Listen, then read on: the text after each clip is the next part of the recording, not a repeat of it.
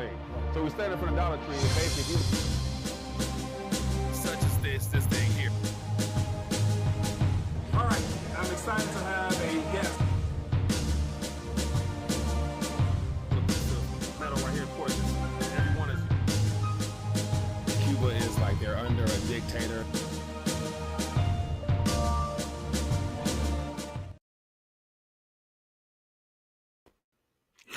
RT Live Talk, Detroit's #1 YouTube talk show. Excited to be back. Looking forward to connecting and just checking in and see what's going on out here, man. Lots of stories worth touching on.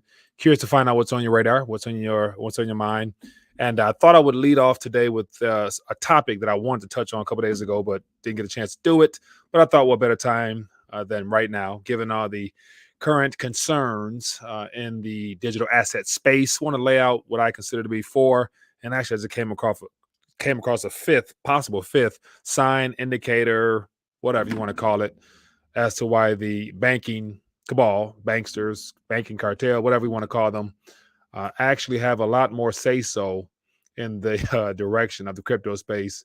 And it was all intentional. But anyway, looking forward to sharing some articles or whatnot. And of course, getting your take on what's going on. And before I do that, I want to check in and welcome any first-time viewers. Let me know where you're watching from via the chat. Then when the phone lines open up, we'll love to hear from you guys directly. That's 313-462-0027 is the number to call and let your voice be heard. And definitely love to give you a shout out. And feel free, as always, to highlight any subject matter, thoughts, ideas, suggestions on what might be happening out there. As always, it's a people's talk show, and I can't cover all the subjects. I try to cover what I can, and of course, what I keep my eye on or able to. So definitely let me know. And also for those that might be new, or if you don't mind, as you're plugging in, hit the thumbs up button, show your support for the channel, and make sure you guys click the subscribe button. Hopefully you're notified when we go live. Definitely want to make sure everyone stays plugged in. And so thumbs up for that, and hit that button. And hopefully more people are notified. Algorithms, everything's subject to the algorithm these days. Everything. All right. So let me acknowledge a couple people, then we'll jump right in, go from there. All right, we got Crazy Truth checking in. Richard K, I think from NY. We got Dude Boy, Korean Silver Stacker. It looks like. I appreciate you, man. We got Belly Dance Rabia, if I'm not saying it incorrectly. Jojo, let me see here. Ed checking in. We got Rolf. We got X. So Glow checking in. What else, man? Appreciate you guys, man. So anyway, Faith checking in. Appreciate you. See you there.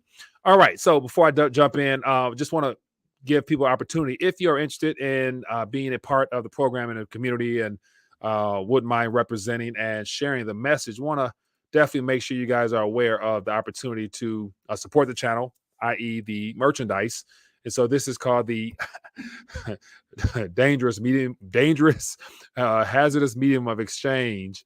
And so if anybody's interested in wanting to support the channel, you can go to rethinkingthedollar.com store and get a chance to wear the message beyond just talking about it and following along. You can actually give people something to talk about right on your chest and get them to wondering what's going on. But ultimately, it's a danger. It's a danger sign. Hazardous to your savings, hazardous to invest in, you name it. So it's good for people to have a little play on words and be able to think beyond what they're being told. So if you're interested, rethinkingthedollar.com store, and it helps support the channel. Anyway, let's keep moving. So I start off by basically just sharing a thumbnail. Let me actually put it on the screen real quick so that I can just highlight how and why I chose this particular image. Let me grab it real quick and put it on here.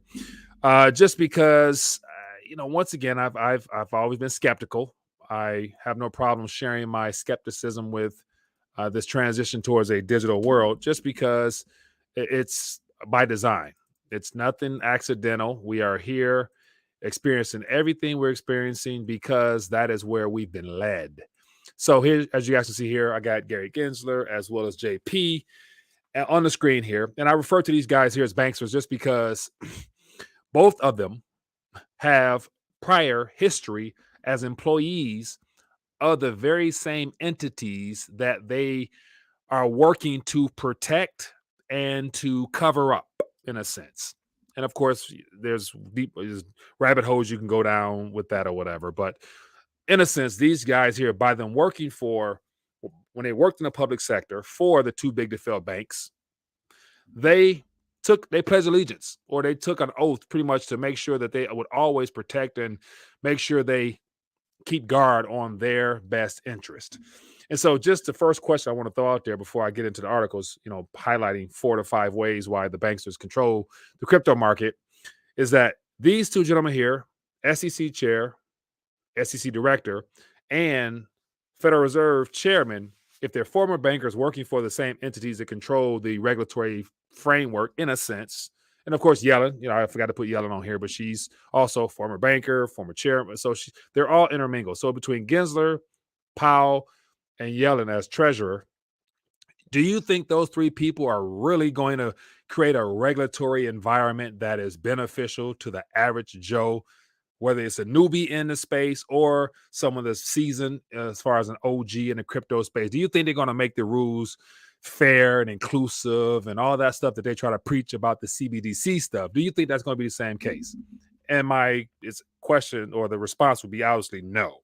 Okay, so I set that up with the fact that, right now markets, just look at the markets, whatever. Let me just check it. I see some green out there. Sure. Okay, we got some green, some red sprinkled in there between there. Okay, sure, whatever. It's irrelevant. Like I always said before, cryptocurrencies are here to stay. It's a part of the plan. They were designed to basically be a funnel or an exit point out of an old dying system into something new. So in order for this digital transformation to take place, cryptos have to succeed. So it's going to go through fluctuations, but in my personal opinion, this current fluctuation that we're witnessing, apart from today's activity, because the day's not done, it's going to be red. It's about to go a lot lower. The reason it's happening is because and this is all my opinion. This is all my opinion from just looking at things from a more skeptical viewpoint. I'm not a crypto enthusiast telling people to go out, pump it bags. No, none of that. I just think that this is stuff that's worth talking about, because there are not many other crypto channels out there other than people who focus on, how to take advantage of. Well, of course, from the trading aspect, if you're a trader, go do what you do. But yet, as far as a viable option for people to protect and preserve themselves, that's why I get on the skeptical side, because, computer code and chemical composition of real world resources is night and day.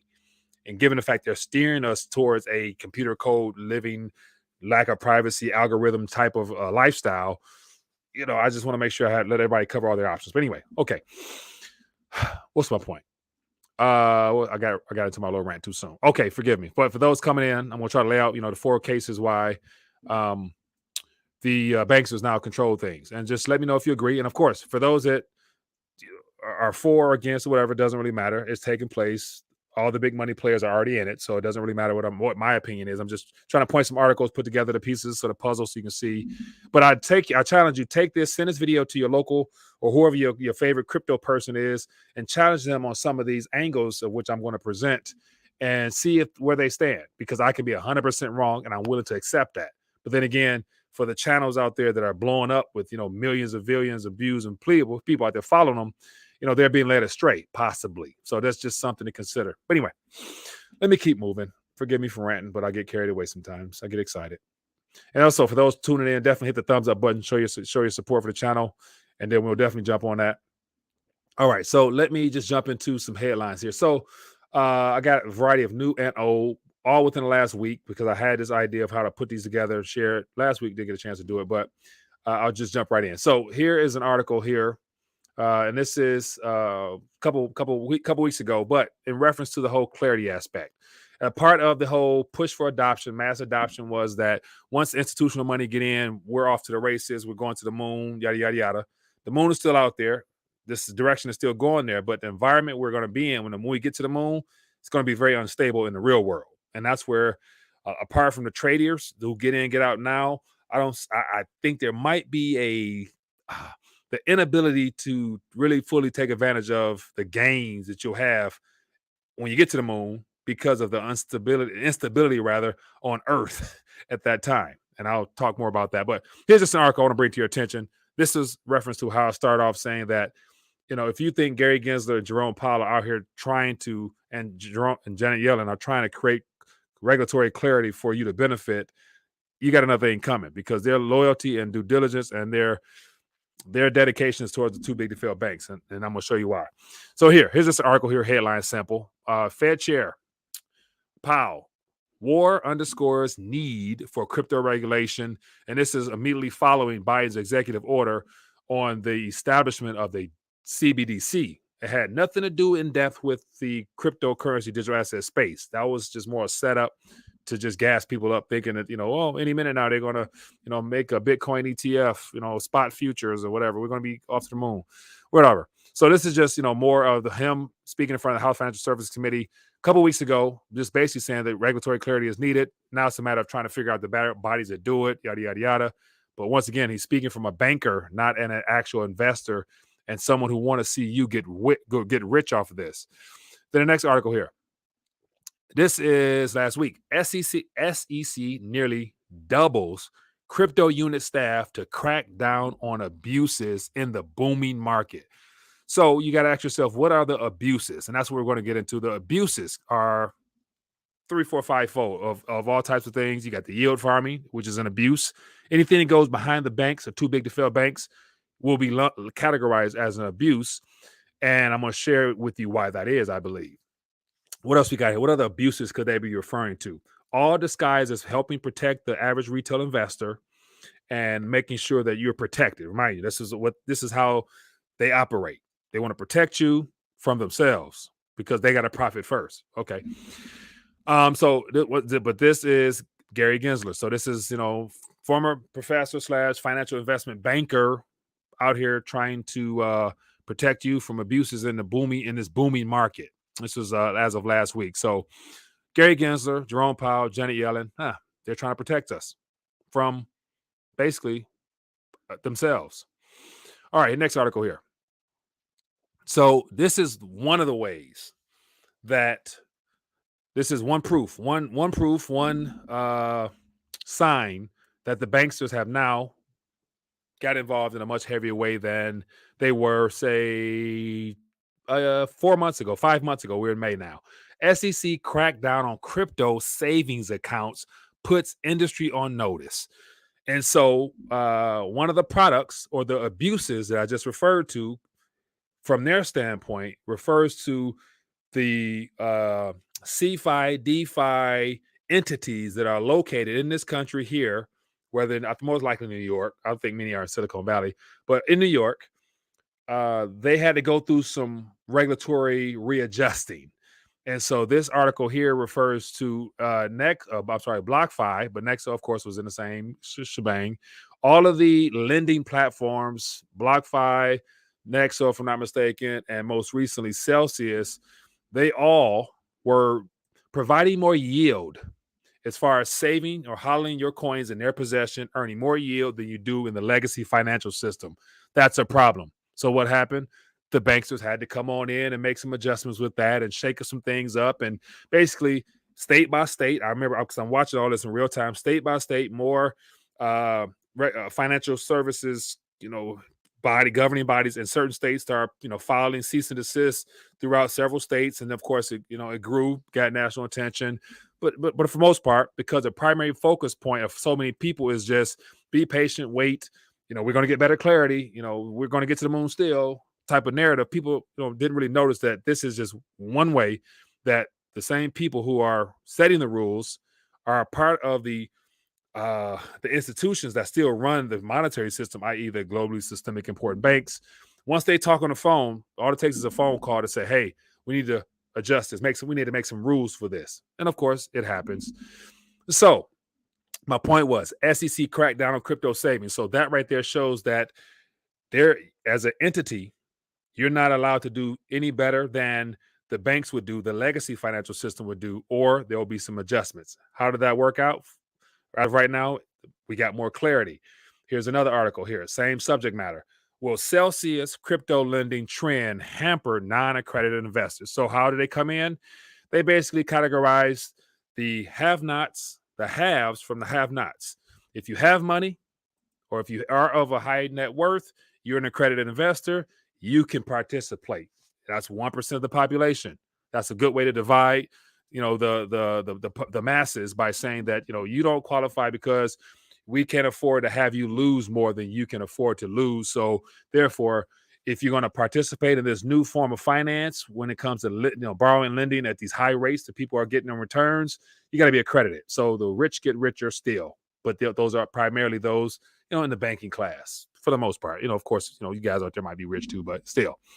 And so that is another way. And then what's most noticeable about this one here is that Alex Mashinsky from Celsius for the last year, because I pay attention to this stuff, as I mentioned, he's out here, unbank the bank, unbank yourself, get rid of the banks, cut your credit cards up. The banks are this, the banks. He was talking more about, he got shirts say unbank, get rid of your bank and all that stuff like that. I haven't heard that since this announcement. And what this has done, in my opinion, it's put the Celsius network in a very tight spot, because their token, the Celsius coin, was beneficial because it, by holding it in their possession, you get paid interest in that coin, double what you would anything else, in a sense. And so now the primary stake and hold and being a part of this entity was in their coin. So if the Celsius coin mimics the share price or the owning stock in that company, it's cradling right now, just because of this new regulatory clarity on the fact that the CFI DeFi space, they will not operate above and beyond the old legacy system. So therefore, it's a wrap. So the Celsius token, in my opinion, is not something you might want to hold, just because this is just my opinion. What good is it worth? Like, what is it really going to be good for if their company isn't able to benefit off of this new style of financing?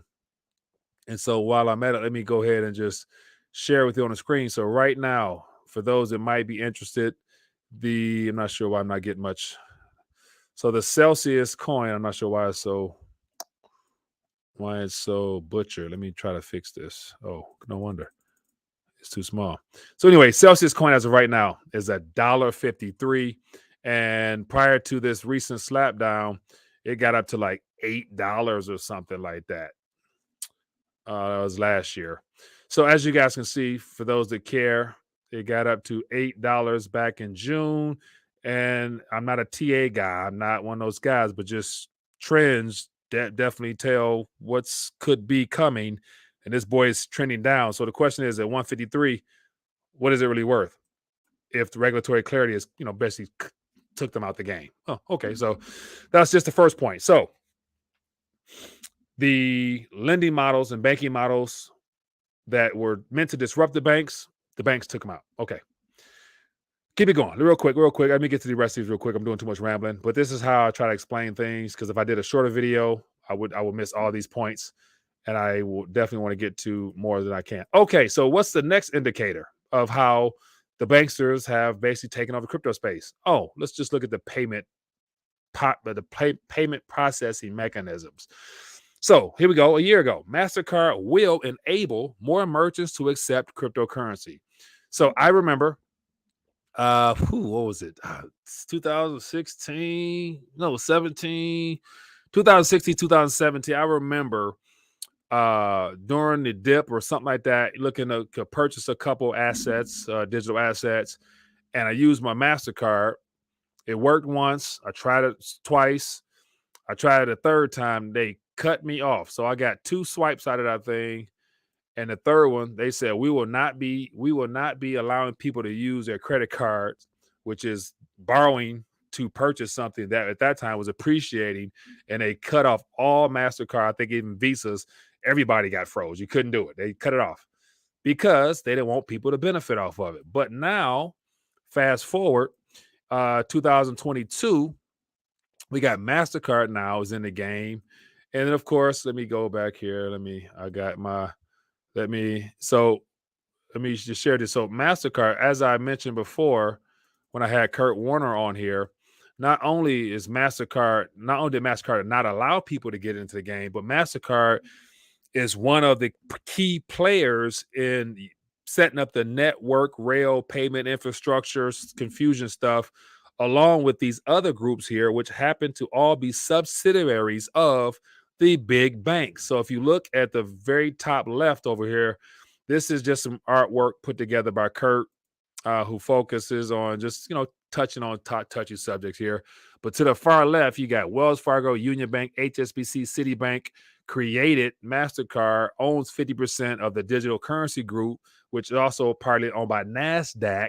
Then beneath that, you got their own shares in all the major crypto exchanges. So ultimately, it's just a cesspool of banksters running these operations here. So it's all done to profit and benefit them, not the average person. So this is just a MasterCard, you know what I'm saying? So this is the second sign.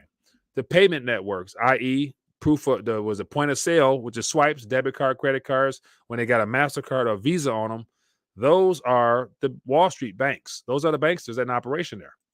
Here's another one here. Let me close something. I got too many windows open. And bear with me. I'm going to get to some questions and thoughts and ideas, but just want to go through this as much as fast as I can. It says Visa moves to allow payment settlements using cryptocurrency. So as I mentioned, MasterCard shut it down. Now Visa got in. This is a year ago article. And then just to give you an idea where we're at right now, just to know, they said no at 2-3 years ago. They bought into everything, bought up everything. Now look what they're looking to do now. So every exchange, the best crypto credit cards. Guess what the two options are? Visa and MasterCard. So here we got just a little quick scan. We got the crypto card, crypto.com Visa card. We got the Coinbase Visa card. We got the BlockFi Visa card. We got the Best Hype credit cards, SoFi credit card, which is MasterCard. We got the Gemini, which is MasterCard. We got Upgrade, another, which is a Visa card. And then we got, more crypto cards coming. I think Celsius has a MasterCard, Visa card coming. So once again, second one, payment processors. They couldn't benefit off of it at first. They bought up everything. Now they're issuing the cards. Genius. Man, that's just genius. Keep it moving. All right, so keep it moving. That's the second one. Bear with me. I got two more. So here's a big one here. Here's a big one here. Okay, so this is as of last week. The title itself just tells you the intentions or what the objective will be moving forward. So everything has to be done to make sure this is pulled off. But Crypto Bahamas, which is a conference last week, Anthony Scaramucci, a Wall Street investor, big money player. This is basically some things I'm going to comment what he said. He said, basically, he's talking about, signals stronger ties between the old and new worlds of finance. So this conference was centered on basically bringing the legacy system with the new financial system together. So what does that mean? Taking the old bankster money and transfer it into the new digital revolution economy that's set up for just disguised as being for the people, but in actuality, it's a funnel, it's a backdoor out of a dying system to a new one with the same players in control. That's the third one.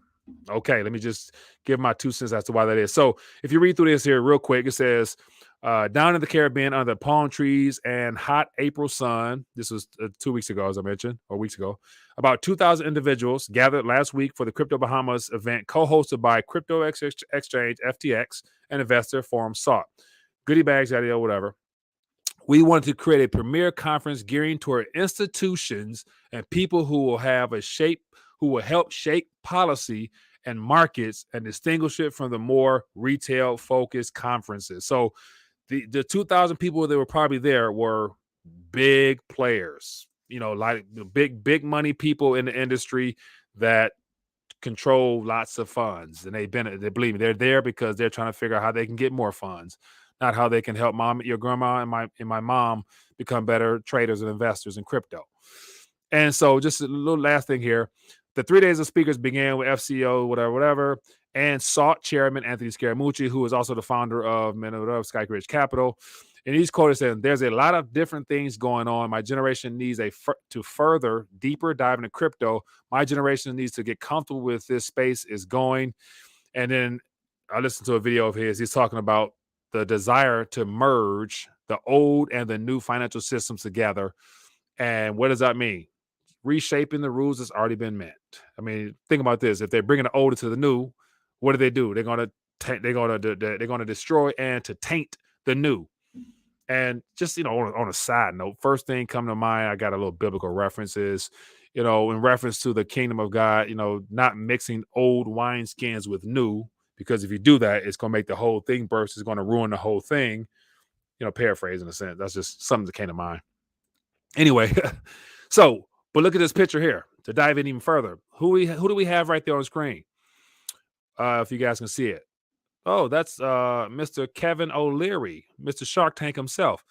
So this was, that was my third proof. This is my fourth, I think. Anyway, let me get to this. But I remember I follow Kevin O'Leary as well. So I listen to all these guys talk. I listen to them talk because their talk usually tells where their money's heading or where their money is already positioned, and now they're out publicly trying to gas it up so that the other people, unaccredited investors, can then follow suit, i.e., pumping their bag. So whenever they're out pumping something, that means they already put a boatload of funds in.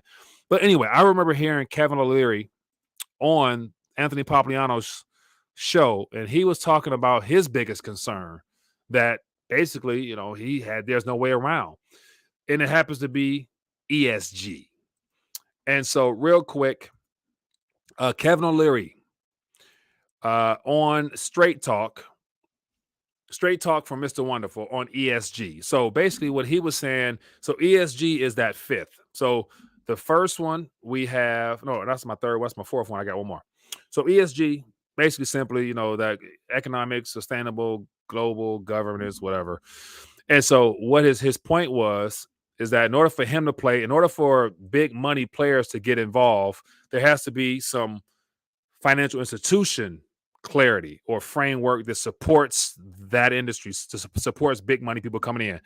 And this eventually will boil down to the social credit score, because when you dive deeper into this, he was basically very concerned about it. But he's like, the only way the institutional money can come in is if they go in accordance with this ESG push.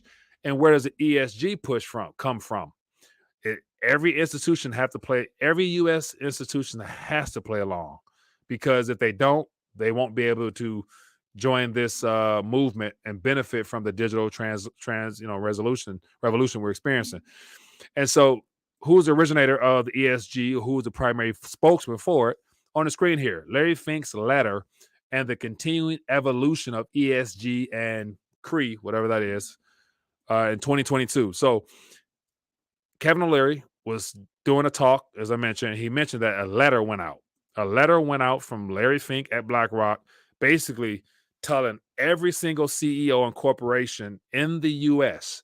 that in order to continue to move forward in this great reset, inclusive financial world, stakeholder capitalism approach, every single company will have to sign up to limit and minimize their carbon footprint by purchasing shares in this carbon, whatever the ESG stuff. I can go deeper in that, but you get my point. But what's the point? BlackRock, one of the biggest financial institutions in this country, Larry Fink, Biden's left-hand man, or one of the puppeteers that pulls Biden's strings, basically is calling some shots. So all institutions have to be on board with ESG, even the crypto space and the bankers. And it's good to say the banking, Wall Street is probably the most energy dependent, or not energy dependent, but you waste the most energy whatsoever with all those skyscrapers that's running lights and stuff like that. Buku dollars out the wazoo, but that's not important. But they want to make sure all the mining companies, all the mining rigs, everything to do with crypto runs smoothly through this ESG. And so this talks about, CEO Fink talks about his letter a little bit. What it says, the CEO Larry Fink is taking the commitment to a whole new level by asking one serious question in his 2022 letter. So this is his most recent letter to CEOs worldwide. He says, quote, every company and every industry will be transformed by the transition to a net zero world. The question is, will you lead or will you be led? So that's a question Larry Fink put out there to every CEO that will participate as a publicly traded company. He asked that question to you because it's, within that, everybody knows that's code language saying you get on board or you won't be able to participate in the financial sector. So that's another thing, ESG. Okay, moving along. And then here's the fifth one, I think, if I'm not mistaken. When you have a too big to fail bank that was against crypto space 2 years ago, 3 years ago, now in the industry lending coins to a crypto exchange or taking a loan or giving a loan to the number one crypto exchange, the tide has changed 100%, and we're no longer in the same environment we were in, 2-3 years ago when the banks were out here preaching that, oh, we'll never adopt Bitcoin. We'll never get involved in that. That's a scam. Okay. So sweet and simple. Goldman Sachs offers its first Bitcoin backed loan. Like, wow. Like, how does one of the too big to fail banks now out here lending Bitcoin?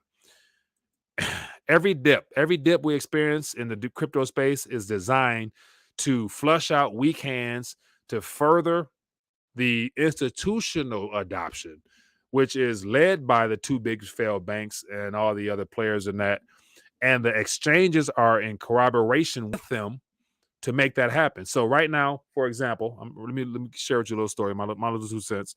So right now, you can, over the last couple of days, there's been all types of, concerns about the crypto space. Bitcoin is under 31,000. If Michael Saylor has a margin call, he's going to lose all his currency and the company's going to go belly up and whatever. Every single dip, every time it's all red, the exchanges that are the primary 5 or 6 big exchanges, they're the ones help setting the price or the spot price that we see with our eyes when you go to log on to try to buy something is set by those exchanges. They're all working together in cahoots with the Wall Street to slam the price down as much as they can. Because once again, what makes it so difficult is that the exchanges may or may not actually have the coins, but they are responsible for that setting the price. So the goal is to slam the price down so they can then get more coins. So as people sell, panic sell, they'll have some actual coins to be able to deliver over the counter to all these too big to fail banks and players. So right now it says Bitcoin 31,000. That's the exchange set price, similar to the spot price of the COMEX for gold and silver. That's what we're told. That's not the true value of it in fiat terms. So every single sell-off is designed to scare people out so that the too big to fail banks that are now running this can get in and get as much as they can using counterfeit currency, of course. But then again, it will not drive up the spot price, making it look as if the sector is doing so wonderful. Oh, people are, going to the moon. No, the banks are going to the moon. The banks will go to the moon first, people, just so you guys know. Anyway, that's just because that's how the system is designed. Mind you, cryptocurrency, digital assets, is for the banks. Because how do we get to that one world currency? Anyway, keep it moving. Next one here. Here's just a little headline here. This is the reverse. Goldman Sachs is the lending. Coinbase is the receiver. The biggest exchange dealing with the biggest banks. You better believe they in on something. And what else here? We all know World Economic Forum, Bank of International Settlements, Klaus Schwab got a big bag too. And you better believe he's buying a dip. He gets a much, much greater discount though. And we got the World Bank, ISO 20022. So here's some of the predetermined coins that are a part of the next monetary system that everybody loves to buy. Not realizing that if you don't hold enough to be considered a big player, when it comes time to change the consensus, you won't have much of a say when they decide to rewrite the rules there as well. So anyway, that's my rant. I've ranted enough, but I think I laid out 5 points. I actually wrote them down. Lending services will not outdo the banks. Banks won. Credit cards, MasterCard, Visa. They were against it at first, cut off everybody's access to be able to purchase during the dip, but now they run the show on a point of sales. And then, of course, you got Stripe with the Lightning, whatever. But mind you, Lightning is owned by MasterCard. Ooh. That's the second one. Third one is, what's the third one? Let me see. I'm just trying to do a recap. Third one is the crypto lending service. Let me just real quick run a carol. Got to do a recap. ESG is the fourth one. And what else? That's it. Anyway, so you guys got the point. Anyway, but thoughts, ideas, suggestions. What did I miss? What did I need to touch on? Feel free to let me know. Let's get the phone lines open for a little bit. And let me hear from you guys directly. But what I would challenge you all to do, is to take this information that I shared and tag one of your favorite crypto people and just ask them to, debunk my thesis on how the banksters run the show now, and then I would love to have him on the show and we could talk. That's cool. Prove me wrong. I'm here to learn. Hello, Carlos. Where we calling from? Hey, it's Ed. How you doing, Mike? Ed, doing good, my man. What's up with you? I got a couple of comments and an important question. One comment: I don't have any crypto, but I want to buy some of that ETH because that's my initials. But that's kind of like crap. I ain't playing that game. Right. Number two, the show you did earlier was awesome, man. And I was out of balance. I started with Obama prepping and guns and shotguns and ARs. I don't want to go too deep, but I'm prepped. Right. And I got out of balance, and the Lord checked me, and He's still checking me. Uh-huh. And that building that treasures in heaven, man, that's for eternity. These ones on earth, just the wind blowing, man. We'll be gone before you know it, maybe sooner than we think. Right. But that was excellent, man. People need to check their heart on that and look at their checkbook too. They can tell where their heart is. That's what the pastor always says. Yeah. Show me your checkbook. That's where your heart is. Yeah. But what I really called for is this treaty thing with the WHO. Do you know anything about that? I know it's like May 22nd through the 26th, and I guess they're going to take over the jab. I don't know too much about it. Otherwise, sign a treaty, the worldwide treaty, where they're going to be running the jab and who's adhering and who is not. Do you know anything about that? So other than the information I shared yesterday that just gave some bullet points as to what's going on, I haven't dived in further. And so also, let me see real quick. There was more information provided by one of the EU members, a young lady. I think she's a German politician. She's very outspoken on this whole movement, and she came out with a video that I shared in a Discord and in a Telegram, and she highlighted more bullets as to how she submitted a letter.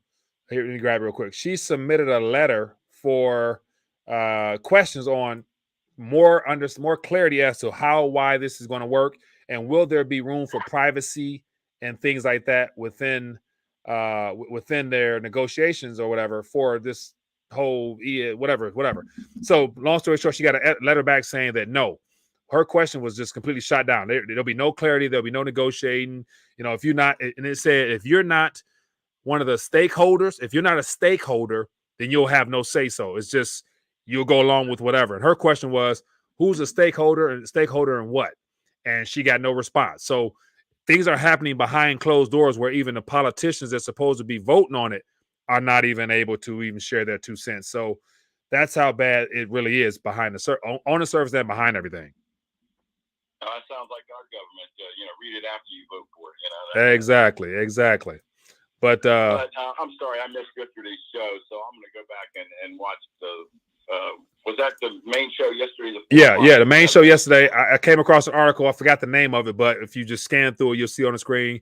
Google that, and then somebody will pop up, and then you'll get some more information. But it's real brief, but just more information than there's more information from somebody over there on that side of the world than what we get here for sure. So, but hey, the one thing that I did hear from Ron Paul that scared me about it was that it doesn't have to be ratified normally, like all the people don't have to vote, all the countries. It's going to be an amendment, which is easier to get through. Right.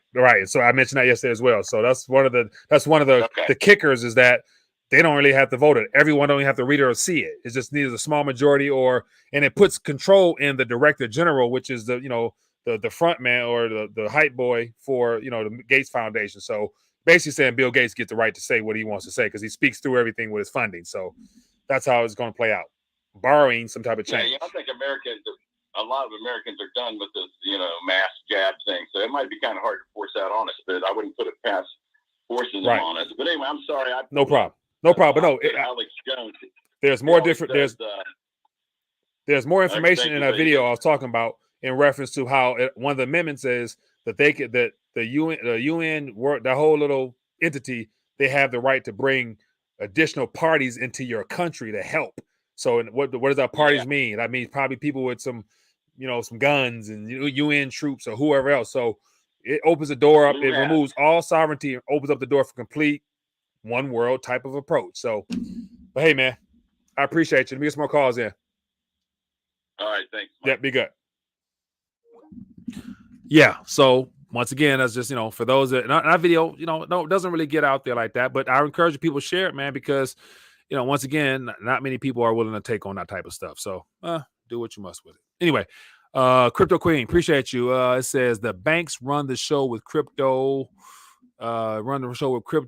cash, and coins, gold and silver. Also, do people say gold and silver is God's money when they want to exchange it for cash? The kingdom of heaven is within. Okay. Appreciate the love offering. So let me see here. So when in reference to of course, cash versus digital and physical is controlled by the too big to fail banks, i.e. through the Federal Reserve, of course, and the commercial banks. And then gold and silver, and that's where, people say gold and silver is God's money. I just I don't see that in the Bible nowhere stated that way. I think that's more of one of those comforting statements that people would like to use to link gold and silver with Bible references, but I don't recall it saying being God's money because, in heaven, it's concrete type. It's used as concrete. And on earth, it's, was for us to enjoy amongst many other benefits of, having dominion on this earth, i.e. land, water, cattle, diamonds, rubies, pearls, and everything else. So, but I get your drift though. And definitely the kingdom is within 100%. Appreciate you. Okay. Let me miss some calls here. Let me get some, hello, Carlos. Where you calling from? Mike, this is the coolest white dude in Yashkaba, Mexico. The coolest dude. Doing good, my man. What's in your mind? I wanted to talk about something that you posted on Telegram.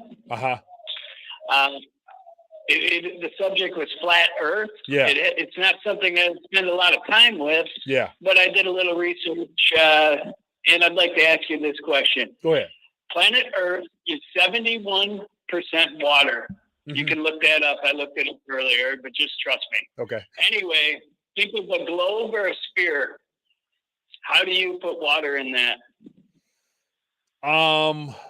So that's a question. So I don't have an answer for that to sum that up. But then again, if it's created by a divine, all-knowing, all-powerful being, there's ways to defy what would be considered the natural realms of doing that, if it is that way. So, but I'll let you have at it.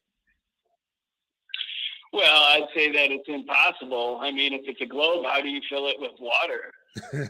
Right. Think of a cubo or a sphere for your head. You can't submerge 71% of that in water. Right. That's one of the many questions people. That's one of the many questions people really may not want to consider or think about, because it opens up more questions that lead you down rabbit holes, and most people don't enjoy rabbit holes. They want to stay on the surface. Yes. I have one more nugget I would like to discuss. Since LPP is not present today, I'll take his call, and I think everyone will like it. Mm-hmm. Can you bring up an image search, just a picture of Jesus, please? It's a Caucasian guy with blue eyes and blonde hair. That's right. The stereotypical picture. In my great book, The Totalitarian Two-Step, on page 113, I have made up white picture, white person Jesus. Mm-hmm. And Jesus was from Palestine. Mm-hmm. Wouldn't he kind of look a little darker? Yeah, but I mean, everything's been whitewashed, so everything of truth no longer exists in academia approved books. So never get you should never expect truth coming from PhD professors, because they go to school to, basically promote their agenda of some kind, or the overall overlord's agenda. So, but yeah, I'll get your point. Yes, all this talk on Bitcoin all these years, at 31,000, I think the market cap is about 750 billion. Mm-hmm. Gold's at $10 trillion market share. Yeah, market cap. So we get all this noise on Bitcoin, but we don't hear very much noise on gold, right? Do we? Which is real money. Right. That's by design. And so I would anticipate the mainstream news getting the approval to pump gold and try to take people to the moon using gold. So, but hey, man, I appreciate your calling, man. Thank you. Take care. Be good. Yeah, good stuff, man. All right, keep it moving. So for those that are just tuning in, I laid out 4 to 5 reasons why the banksters now run the crypto market. And I'm not saying that cryptos will not succeed. My theory is they will succeed because they have to, because the only way 7 point something million people will be willing to overwhelmingly accept any new style of currency rebranded and be willing to eventually get rid of paper is that there's something in the form of trust on the other side. And trust will come through the Bitcoin crypto space working until it doesn't. But during that transition, CBDCs will be in play so that the moment people realize that there's a backdoor or a AI quantum computer type of thing that can disrupt that space, amongst many other things, CBDCs will be the only option people will want to or have to use, in a sense, is my theory, because that's just how I assume things may play out. Could be 100% wrong. Hope I am. Hello, caller. Where are you calling from? Yeah, Mike, Steve, People Region 9. Steve, what's going on, my man? Hey, dude, we're so far behind the 8 ball. It's just insane. Yeah. I was with a crowd of about probably about 18 people the other day, Mm-hmm. and Mike, not one of them knew who Klaus Schwab was. Not one. Right. I don't doubt it. Knew who Klaus Schwab was, and I said, "Do you guys know about the U.S. about the sell us down the river on May 22nd through 28th?" Mm-hmm. Not one. I expected at least one. Right. Not one, Mike. It caught me off guard. Yeah. I thought there would be at least one. There was none. To be expected. And that's why, that's why the videos here circulates amongst the same, community, unless we share it so people can find out, or just point people in a direction towards some form of a different narrative. If not, they're gonna drink the Kool-Aid. So, but yet, hey, we can do the best we can, man. Hey, I'm out here in Northern California area, TV's area. Mm-hmm. Yeah, I'm closer to Sacramento, but yeah, in Vacaville. But it comes down to what are we going to do about it? I.e., what you've been saying, and and I can do more, and I think I need to start doing more. Mm-hmm. For me myself, I'm going to start going to these churches here in Vacaville, right? To meet with their preacher, whatever spiritual leader, whatever they want to call it, and go, have you seen this? Have you seen this? Seen what? Take a look at it. Oh, you talking about just information? Yeah. Take a look at this, and we're getting sold down the river. Mm-hmm. Are you aware of it? And have you told the flock right about this, etc.? So, right. So some people may not want to be that bold. I'm going to do it. But that's the thing, myself. Man, boldness is needed more now than ever before, because if we don't, we're going to be pushed into a closet. You know how, throughout the last couple of years, 10 years plus, give or take, when it comes to people who choose to live abnormal lifestyles, they felt like they were in the closet, and all of a sudden on TV, movies, it's okay to come out the closet now and just sell yourself for who you are. We as believers, especially, we're being pushed in the closet, and either we're going to go in there willingly or we're going to push against it and come out speaking truth and just let the chips fall where they may. You know what I'm saying? Because they're not rejecting you or me, they're rejecting the one who sent us. So we're all messengers, man. And I think right now we need to start speaking up more. So just to piggyback real quick, I'm ranting, but you got my mind racing. I put out a tweet today. Go for it, bro. I put out a tweet in the Telegram and in the Discord, just like a little challenge, man. Just on some, because I can't help myself. It excites me, so I figured somebody else might be excited. But I put out a tweet earlier. I put on the screen here, and it talks about just a little I call it a kingdom challenge, and it's in reference to Luke 9:1-2. And I just put out there, it says, if everybody every day, if you look for an opportunity to let the words kingdom of God come off in conversation within a day and let the Holy Spirit lead you from that point on, you're doing exactly what the king called you to do, and mimicking the idea of being sent and to preach and proclaim the good news, i.e. the gospel. And I just put any takers out there. So just merely speaking the word kingdom of God or mention the name Jesus Christ, you're putting in work. And so a lot of people won't do that, but we need more people doing that. Hey, you know what? I didn't even see that. Mm-hmm. But I feel you. Right. One small step makes a big difference, man. One small step for the kingdom makes a big difference. Well, maybe the Lord put that. Even though I didn't see it, maybe the Lord put it on me. But I'll put it this way: for me, I'm going to go ahead and start contacting these preachers around Vacaville out here in California. Yeah. Have you seen this? What do you think about it? And what are you going to do about it? Right. Good stuff, man. Yeah. But hey, so we'll see how things.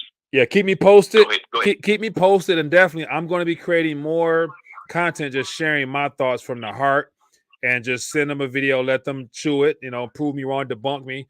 I'm not ordained, but I am certified because I read the good book. So I'll just use my credentials that way. But anyway, man, hey, let me get some more calls in, man. Good to hear from you. Hey, and the last thing is on the Alex Jones, the full show. If you go to that band.video, the full show. Yeah. If you go to like 13, 14 minutes in, Alex Jones starts going off about this is about a fallen being.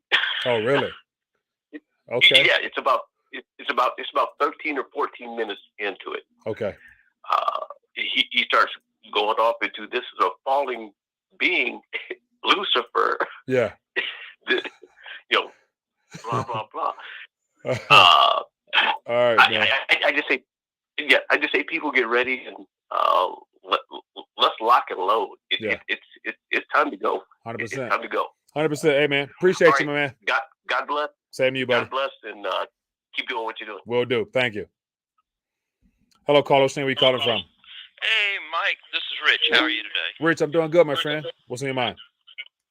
Well, you made a very good point about everybody should something as small as mentioning Christ and help win in the battle. I wanted to read you something our famous Benjamin Franklin said one time. Okay, give it to me. For the want of a nail, the shoe was lost. For the want of the shoe, the horse was lost. For the want of the horse, the rider was lost. For the want of the rider, the battle was lost. For the want of the battle, the kingdom was lost. And all for the want of a horseshoe nail. So more good reason to speak about Christ. That's all I wanted to share. Hey, appreciate it, man. Thanks for sharing that. Thanks for being there. Yeah, we'll do. Yeah, good stuff, man. It's one of those things where, when you get married, it's either, speak now or forever hold your peace type of event here. But, hey, we're interesting times, man. Exciting times, to say the least. Everybody has their own method and ways of sharing what matters most to them. And we do throughout the day. And when I get a chance to share spiritual matters, that lights my fire. Talking about, the world, real world, practical, gold, silver. Okay, that's something to do. But, winning souls and helping people achieve dual citizenship, which is the ultimate plan B, which has benefits here and in the life to come. What I'm referring to, whatever country you're born in, naturally, that's just your birth location. But then when you're born internally, spiritually speaking, you get your spiritual citizenship that pays rewards now and in the life to come. I believe that. Yeah. All right. We'll be approaching our 54-minute mark, man. I ranted enough. But for those that have enjoyed the rants and back and forth, hopefully I put out 4 or 5 things worth considering. I'd encourage you, do yourself a favor, share this so people can find out what's going on. Family and friends need to know this, and also give them something to think about. The counters, the crypto hype man out there that love to focus on, just the temporary benefits without thinking about the fact that all this is intentional, taking us to somewhere that if people knew where they were going, they wouldn't willingly want to go. But once again, that's just how things flow. But anyway, be blessed, be safe. Let's close out a little bit of prayer, as we always do, giving honor and, just lifting up the King. That's what it's all about. So tomorrow I want to put a challenge out there for people. And, if I have any people out there willing to accept the challenge, it's just amongst brothers and sisters in the Lord, for those that are there. And if you're not, definitely, shoot me an email, man. I would love to, communicate more. Join the Discord and Telegram group. Let's have some dialogue there. It's always good to connect with like-minded people. But tomorrow's challenge is the same as today. When you wake up, it's a time to rise and grind for the King by simply just striking a conversation. Somehow, some way, give the Lord some props throughout the day, to someone else who might need to hear that at that moment. You never know where other people might be at, man. People, we're in interesting times, man. You never know. You never know. It can brighten somebody's day or can save them from doing something they might regret just by mentioning the name of Jesus Christ and letting it do what it do. Once again, let him do all the work. You just be the vehicle. That's all. Just be the vehicle. Anyway, Heavenly Father, we thank you for the opportunity to come together today to lift up the name of Jesus Christ, the King of Kings and Lord of Lords. Father, I thank you for your goodness, your mercy, your grace, your truth, your word, your power that's at work in every single person tuned in and everyone who received this, Father. We pray that your kingdom is glorified, that it's expanded today, Father, that more souls are brought into the family than yesterday. Lord, help us to play our part. Help us to do our very best to bring you honor and glory. And teach us, expand our capacity to discern truth from a lie. In the name of Jesus, we pray. Amen. All right, people. Sweet and simple, straight to the point. Anyway, back at it tomorrow. Had an interesting interview that I'm going to share that, I got a lot of things I want to do, man. It's just the time in them. If I had a money tree in the backyard, I think we'd all be better off if we had money trees in the backyard, but we get a lot more stuff done. But anyway, I'm gonna put forth some ideas before the community on ways that we can be proactive in our faith, as well as helping people come into the natural, revelation of what's happening on the earth. So be on the lookout for that. But once again, it's no good unless you have people that's willing to support the movement. So, and I'm gonna put it out there and let you guys do what you got to do with it. But anyway, be blessed, be safe. Back at it tomorrow, and have fun with it. Peace.